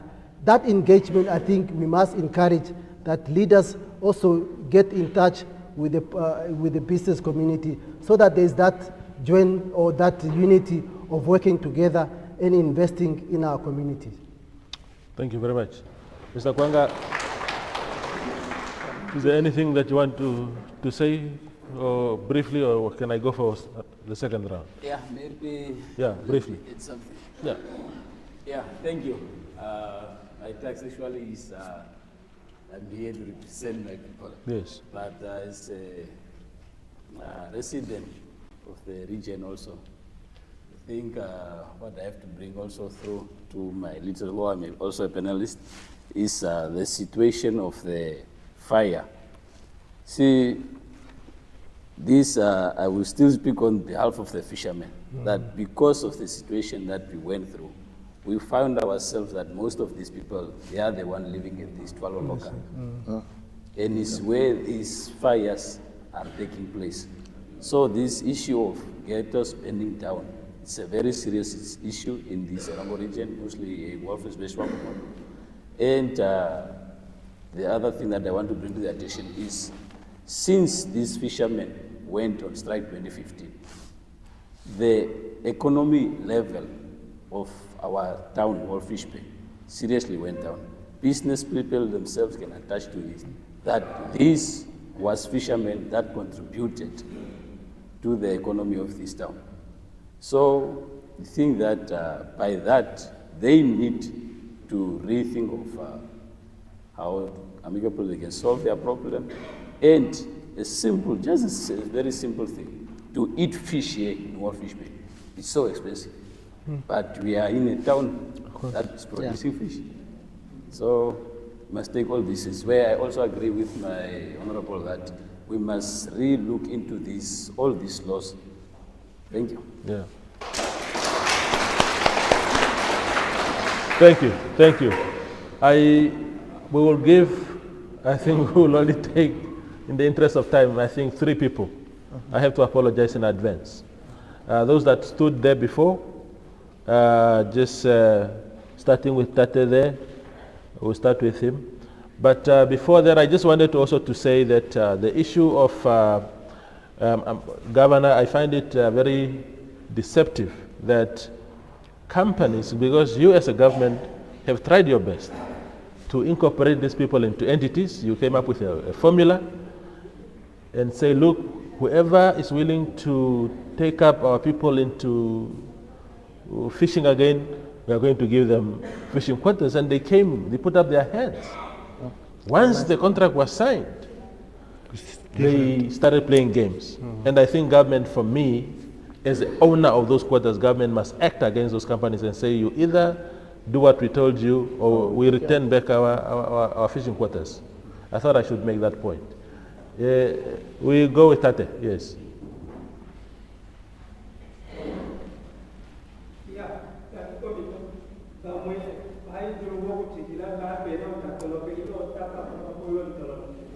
I should have to like guess Ahmad. Na shite terwa po vale le po tu dule o po pe problem atet. Wa tu pang dula ne pangelo. eshile tu timbuluka de talipata fanane kambani opotito pilonga o pakala pakanifa koni maedra dilo ngoi pe o eshine tahala pife pangelola nga o tahala ne luye litu kwa ferenata kwa shishe teta pokapala shashpe fola timbuluka ke datu pe ilonga eshine shishe te ndi faipa jaki ilonga shashi ilongo ko itifi yapo tuna shipahala oloneta hala natango luelu tu kwa fere mupya kacho shasholo ngo nenda lina kutukwa sheshita makanga tabutu akalipa veto pega tu proveti tule milonga ya tolwapo oveta ya milonga moma ya bali na yali na washipena milonga union na papa mota druko ya batele moma ya bali na yali ndo taka mekanga moma ya bali no longo na nano oveta itilonga tulimona mipya muno wana mipya tafuto nation takane pamigorite ashike na chana mbia tuli mana mibia nde tu popye vacho atime kangalie kabeta okwa itulongenga ipengwa na mibia epangelo na luye ne shashpe fo veto ma veri mo me vamwi otafuto vatime navo uyene vetu fute droit de tout dina vetu nyokoma e kamba nyopo ine diropo na luye epangelo itukwa fele o veto ya ne milonga peife tu fute kwa droit de dirikoni o shosho tahala peife ka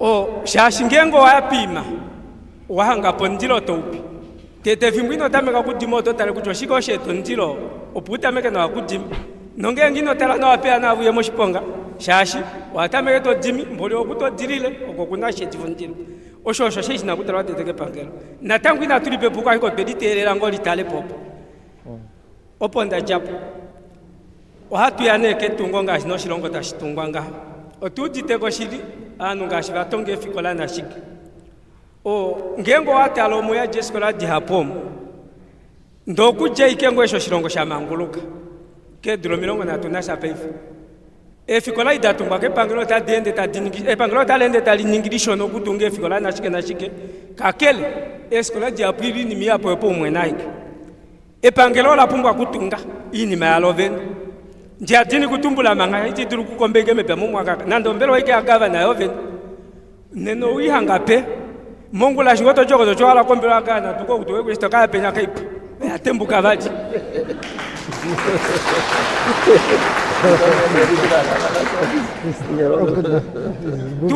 uli moshilongo shoye wapumbwa kukale unetu ndetolendi gifo ama batavende teyamu malo vetolendi dula dilo milongo na tunasha otoka tungako ni me dula dili ngapi ini ala kumana po fimbo tangi komite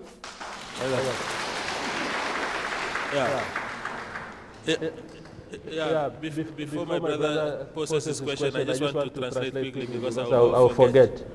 I think what Tate is saying is that first and foremost, what transpired in 2015 is happening again, because he is saying they went on that strike because there were conditions of exploitation that existed at the time. Now, then government intervened, and he thanked government, for the record, for the intervention.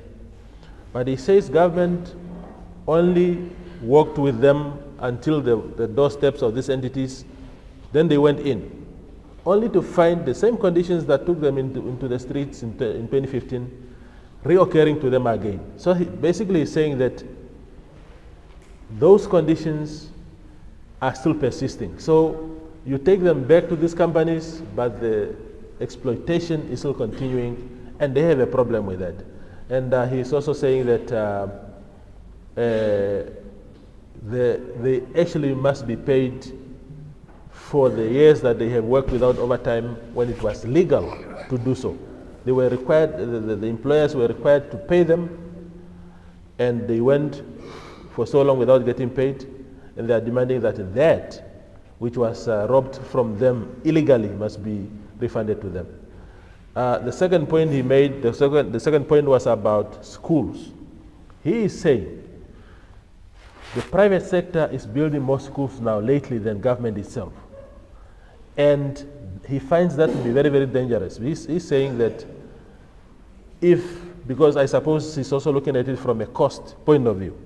If the entire Walvis Bay or Windhoek or wherever is littered with private schools that cannot be afforded by a common man, how are their children going to be absorbed in these schools? So he's saying that government must also compete in the space of building schools, if I understood him correctly. Yeah, please proceed, my brother.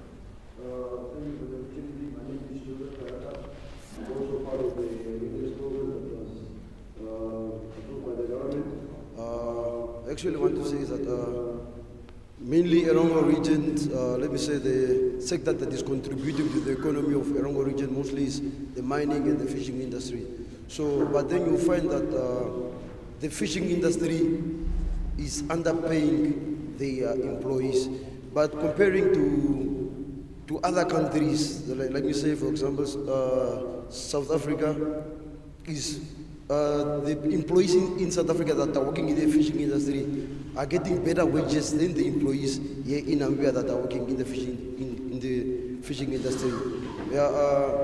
I think that reason being is that because the same prices that fishing industries in SA are selling on the international market, it's the same prices that the Namibian companies are also selling. So I fail to understand how the employees here that are working in the fishing industry in Namibia are underpaid, but they are selling internationally on the same market, same price. How? So, and the other thing is that also you find that the other effects that are causing this, also you find that some government officials are having shares in these fishing companies. So now, how do you think that this government official is going to fight for these employees if he is having shares there? And to make it worse, trade unions were not having quotas at that time. Trade unions were fighting for the employees. But then when they noticed that these trade unions are coming, firing bullets, to keep them quiet, they give trade unions quotas. Now, how do you expect these trade unions to fight for the employees? How?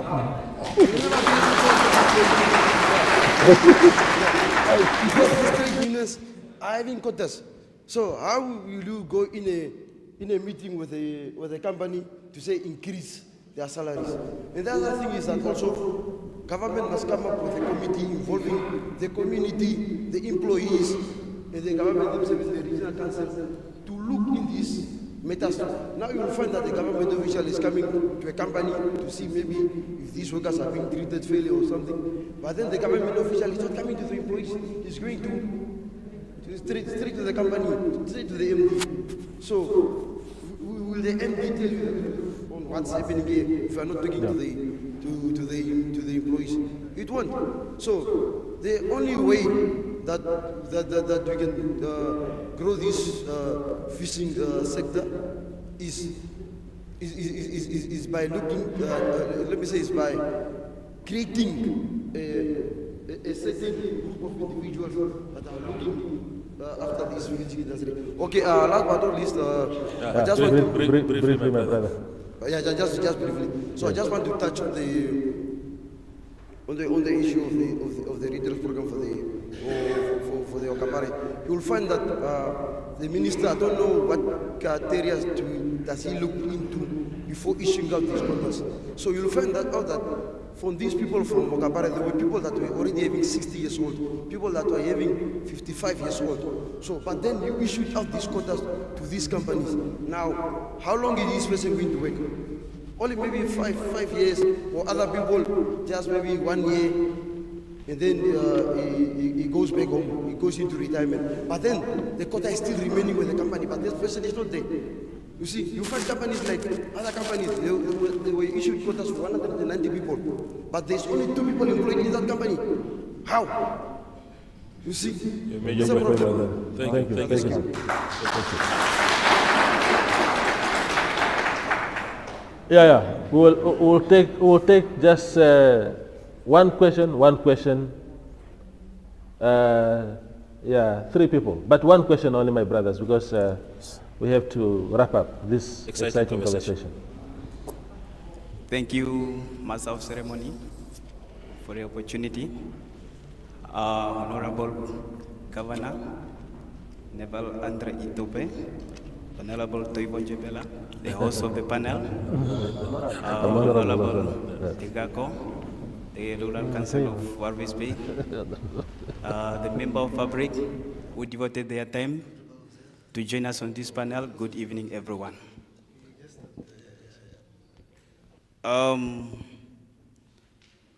Government readdressing program, ex-SPP on a permanent contract with Aluhe.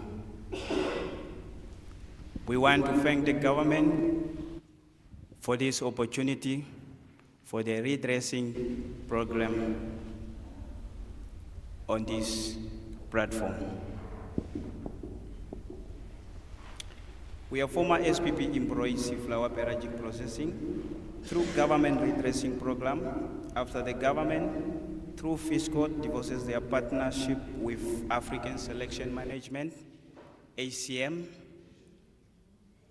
ex-seaflower pelagic employees were divided into 3 companies, fishing 3 companies, namely 1 Cormorant under Mares Management, 2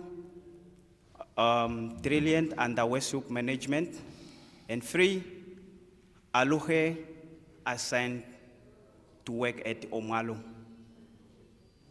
There is no management there. We are only assigned to work at Omalu. Of fish processing, whereby women will go work at the factory and all the men were promised to work at the sea. The ex-SPP for Aluhe Fishing assigned to work at Omalu Fish Processing, whereby Omalu is a processing plant or a land base which is processing low materials. If you have a question, my brother, please put your question across. All right, I just in want to. In the interest of time. All right, I just want to brief you here that Omalu is a land-based processing, which is processing others' products. They only have a rent base. So the funny part is we were employed on a permanent contract with Aluhe, and then we were replacing the casual which was working there.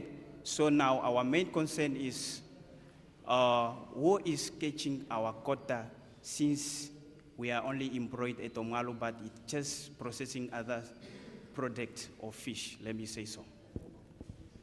Yeah. All right. Yeah. I think that is the question, my brother. We appreciate it. All right, let me just quickly highlight some point here. All right. Now we are raising our grievance that we are employed by the ghost company Aluhe Fishing since a year ago now. We don't know our management, no board members of Aluhe, and we are concerning of our future. Hence, the cabinet is being reshuffled, and by 2025, the Minister of Fisheries will be like the power invested in me. I can only allocate the quotas to the company with the transparencies. Yeah, I think we ended there, my brother. Yes, We've gotten your point. We've gotten your point. So 2 more questions, just one. No, just one. The youth the tall guy. My name is Daniel Mauritius. The tall guy. An employee of Erongo Marine, and I work under the company called OPP. My question is that we know that there are certain quota allocated to employees, and we would like to know if it is possible for the employee to know how much quota are being allocated to them. Thank you. Thank you. There's a student also there that I wanted to engage. Motata kuri pona wa mame o amondi no mapulo eri mata landura ko ma sei kolera ko daukila mu honorable governor ko muka honorable councillor o councillor na governor o umani ngapo sima simwe shapuka manje kota ke company kadina ilongifu pai foturi ke mostrato sembo no mutuete o manje da shiko kota ke company kadina o ilongifu o governor to ituri no mo Okapare muya Wetu mpo utena tuye ko hangana ilo ifoko irik. Tuye ko hangana kuna zero. CNT promise. O atukufa o atuiko ko kavema. Ko kavema kakunasha. Ukotata hizi kota ifara kulie Anastasia elago. Kena shano mbono kaife inari mbono. Paifota galia koreali.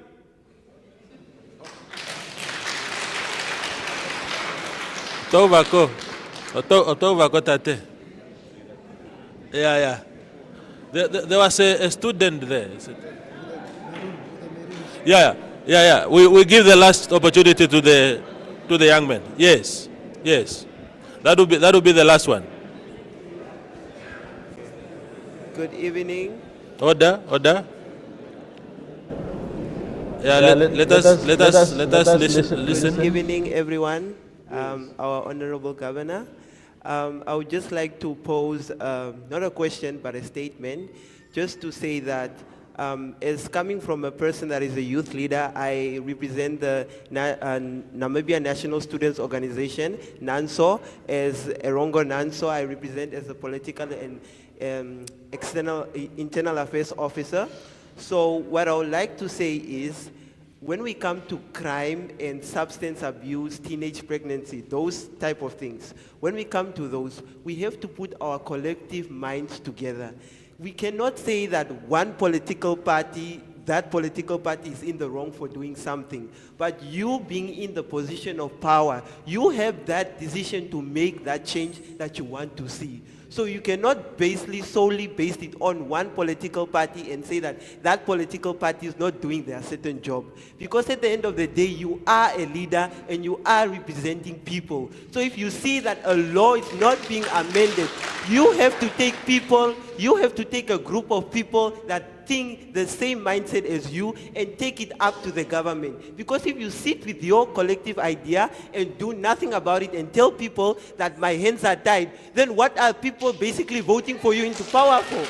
That's what I would like to pose. And also just to say that when we are tackling those issues, we have to come to the root causes of the problem. What is the average living standard of an average Namibian? When we say Namibian, now in the Erongo region, what is the average living standard of a person, a mother with a child? What are we catering those people for? We say one Namibia, one nation. But what nation are we saying if we cannot even feed our own nation? Natural resource beneficiation. How is our people going to benefit from natural resources? That's what we are trying to say. We must all benefit equally from our natural resources.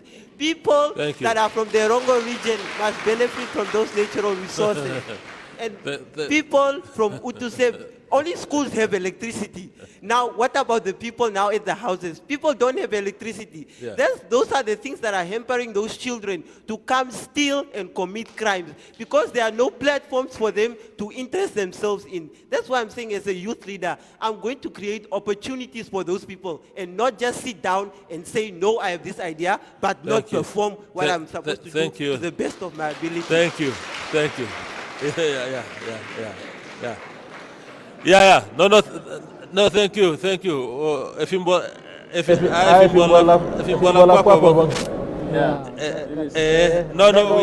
we have to end somewhere. Yeah, so sorry. Okay. Yeah, so sorry to those that were queuing up there. The panel will address these questions quickly, and then we call it a night. We'll start with Honorable Governor.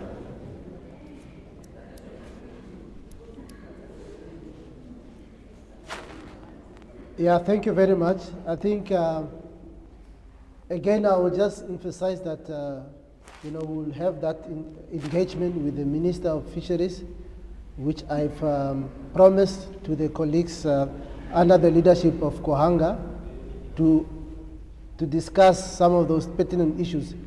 And I think I want to encourage that all those issues that you are bringing up here, and even if you want an engagement, a larger engagement, bringing to that platform that we are going to have with the minister, so that at least the people are also having that opportunity to engage and have all these challenges given to the minister. I think many of the issues were just comments. And I also agree, and I mentioned it before, that there are companies, they sign agreement in terms of what they are going to give to the workers, but the implementation is a problem. And of course, those are issues that also need to be addressed and that need to be given to the attention of the ministry so that they scrutinize. I think there was a time that the ministry also looked at the agreement and engaged the unions on how, whether they are really implementing the laws or the agreement with the companies. So that, I think, also we need to continue to engage the ministry to look at those agreement that was signed. Natural resource beneficiation indeed is very important. We have a lot of natural resources, and we are supposed to ensure that our people benefit from these natural resources. And I always believe that for one to really see the benefit of these natural resources is to put in institutions of training facilities to train people so that these people can transform our resources to a finished product. We want also, when you train our young people how to transform a specific resource into a finished product, that young person will be able to own a company that they will be able to set up and say that I can also go, because we have quite a number of small-scale miners in our region.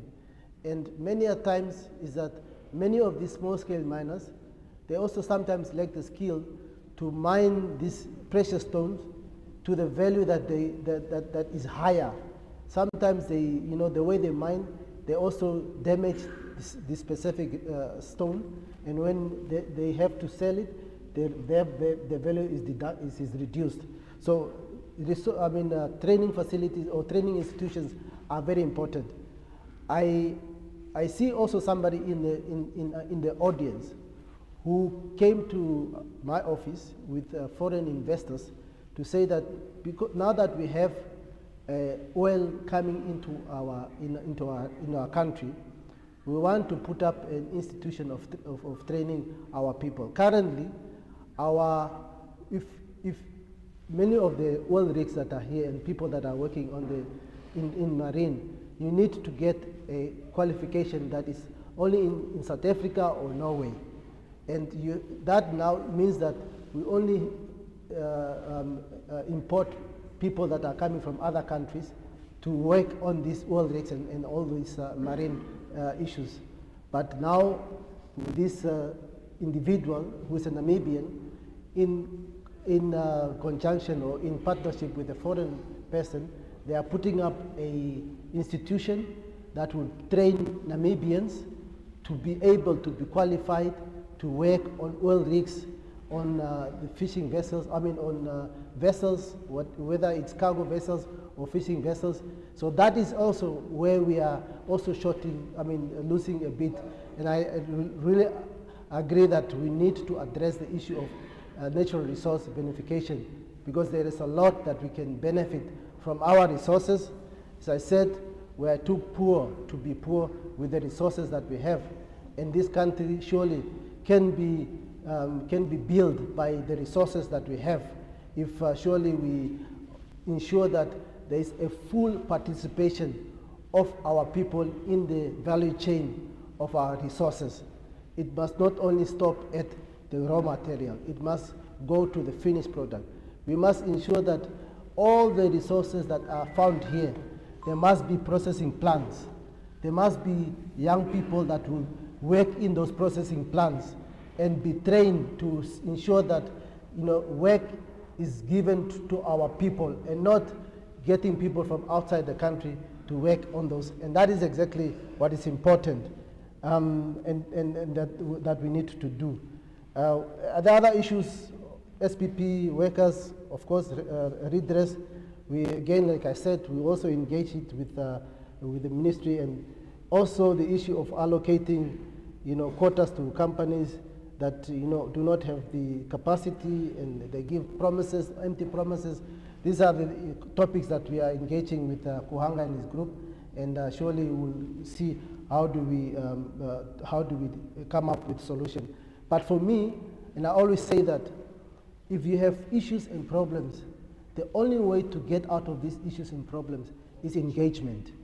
There is a power in engagement. Don't think that your issue or your view is less important than to engage it. Bring those issues, bring those views. Let us engage and let us see where we can get a solution in the problems that you are finding. And I want to, maybe in closing from my side, to thank this platform. Of course, we are having many platforms where we engage the public on different other issues from all our levels, be it local authority, and regional office itself. But it is important that always when we see a platform of engaging community, let us also make sure that we partake in those engagements. Let us not take ourselves out of any engagement that is there for the community. And there at that place, at that platform, that is where you are going to give your views, and your views to be addressed or to be considered. So I want to thank the Namibian Sun and NMH for this initiative, that we ensure that our people are given the opportunity, the platform to express the challenges, the issues, not only problems, but also to bring, when I was listening around, people were bringing solutions. It is us that we must work together to bring those solutions. And we are just there to ensure that the problems and the solutions that you are giving, we work together to address the challenges and the problems in our society. So thank you very much for this initiative. Thank you, Governor. And I am very happy to be here. And this is exactly, things that we want to hear and to see how do we make things better for us in our offices where we are. Absolutely. And, it was for me a very fruitful engagement. There was no, insult or disrespect and so on. Yeah. It was a very matured and a very fair engagement, and this engagement we continue to encourage. Thank you very much. Absolutely. Thank you, Governor. Honorable, please engage us briefly in closing. However, I want to put it to say, apart from the issue of fishermen, where we have challenges that need to be addressed and ironed out and find a way forward, and the issue of mineral resources and natural resources beneficiation, that still need us to look at it and see how it benefits every Namibian, and more especially the people in Erongo or even the region itself, just for it to have a face that shows that we host all those mineral resources. I am a regional councillor serving at the regional level with we have 7 constituencies. And our job is not only limited to this. So there are a lot of things that we are doing. We are addressing issues of water challenges, drought of animal and human beings, and then we are also addressing the issue of rural electrification, things that the youth leader Samuel talked about. Utuseb not having electricity, but we are there. We are engaging and we are pushing through, and we are about to reach a breakthrough for Utuseb people to have their electricity. So the only thing that we need to understand that is that the infrastructures that are in Utuseb, they doesn't belong to Nampower. It doesn't belong to the Ministry of Energy, it belongs to Namota. So for us now to get electricity from those infrastructure, there need to be a working together between these. So an agreement is already signed in such a way that we will soon start to get electricity for Utuseb people. It's not that they are left out. So we are trying our best, and we understand that. And we must also understand that Itusa never had water, running water, for about 7 years. But 5 years, 5 months in the office, I managed to bring that water. They now have their water. So it's not that we forgot about them.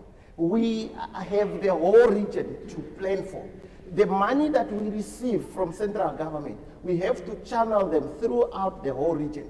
So the issue of water, of people not having water in Omachete, is my concern as a management member of Erongo. The issue of people not having water in Okapare, in Ochimbingwe, and all those other water situation and drought, these are things that are making us not to sleep, and we are addressing them. As we speak, Omachete have got Odondati Omachete water pipeline, and we are working on it. And it's only that the processes of government, that's the reason why in the beginning I said there are certain energy that we need to apply energy where it matters. We need radical changes on our law. More especially, procurement is putting us back. And it's not only affecting the regional council, it's affecting everyone. And service delivery become an issue because of that. But it's something that can be addressed. And but mind you also, while we have constituency to allocate funds and do projects that alleviate either poverty or bring service to the people, we also have 5 settlements that we as a regional council must run at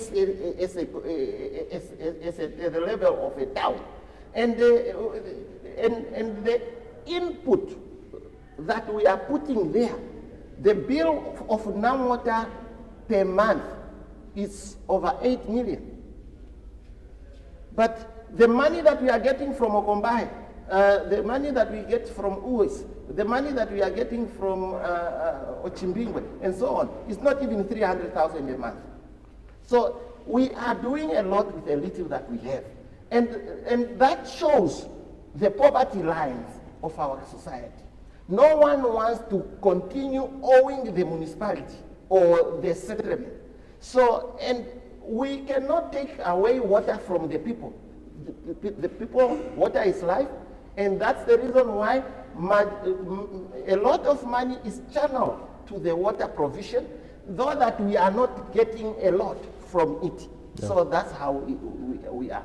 The rest of other issues, we are getting there, and I know community must continue to engage us. We want to have solution to the problems of our people. Yeah. It's not that we are not a government that doesn't want to listen to the people or to bring what is needed from us. But there are economic hindrances that are preventing those other developments to happen. But with the little that we have, we are trying our best. Thank you, Councillor. Mr. Kwanga, you have the last throw of the dice. Make it as concise as you did throughout the night. Thank you very much. First, I just wanted to assist one of the colleagues who asked about how much his quota is allocated. As per my knowledge, if you are on the horse mackerel species, then quota allocated to your company is 30 metric ton per head per person. If you are on species, then it's 8 metric ton, except Angana, who was allocated 10 metric ton per head for hay. The rest of these from the redress from 2022, all of them is 8 metric ton. That's just maybe to help to assist the colleague who asked there. Yeah, thank you very much. On my closing remark, I thought that the head of the region would be the last to close off. Yeah, but thank you. My request is, since we are having the pending issue of the fishermen, mostly those who are located at Yalo, the payment issue. On Friday, I requested, put it through to my Honorable Governor Office, that they might look on wherever they can assist. Even as I narrated to my Honorable that Tuesday, as I was dressing these fishermen, one of our colleagues just collapsed. And the effect of it is just hunger.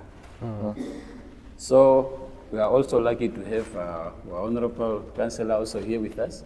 So to engage in their offices, I also want to engage the mayor for the 3 offices to look for how they can assist in this situation while we are waiting for the solution of this problem of the payments. Yeah, finally, I just want to thank the Almighty God to make it possible for this night for all of us to be here, to engage in a very good faith spirit.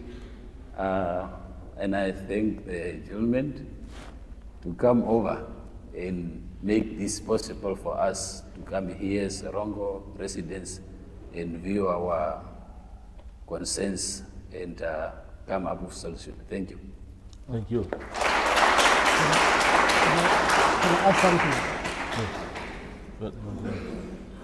I want to invite you back, Namibian Sun or NMH, to have similar engagement but for the youth, so that we engage the young people. Wonderful.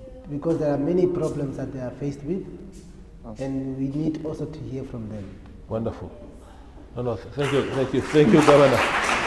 No, that is doable because if there's anything that the Erongo region has proven tonight is that you are very much interested in your affairs.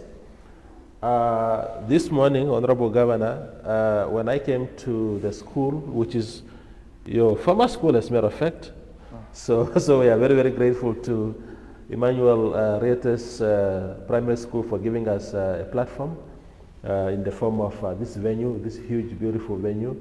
When I was asked by the handyman in the morning as to how many seats they must prepare, I told them, I don't anticipate more than 40 people coming around, so give us about 50. So they put 50 chairs. And I looked at this room that has nearly 500 people. So I undermined your appetite for really engaging into your own affairs, and we are blown away by the interest shown. It's a pity that we couldn't take all the questions, but I think a lot of good points were made, a lot of solutions, like my governor said here, a lot of solutions were also proposed, and he's been writing all night about some of the things that we're saying here. So we are grateful. We'll come back again, but thank you, Governor. Yesterday before I came, somebody said, oh, we see there will be SWAPO, there will be IPC and other people. Did you organize security? And I took a chance, because I know Namibians, that we are people of peace, we are people of mature engagements. So I took the chance, and you have proven me right, that we didn't need security. We are one, and we are grateful for that. I think for our viewers who are watching from home, we want to say thank you also for tuning in. That was our engagement for tonight. And thank you, everybody. Thank you. Thank you.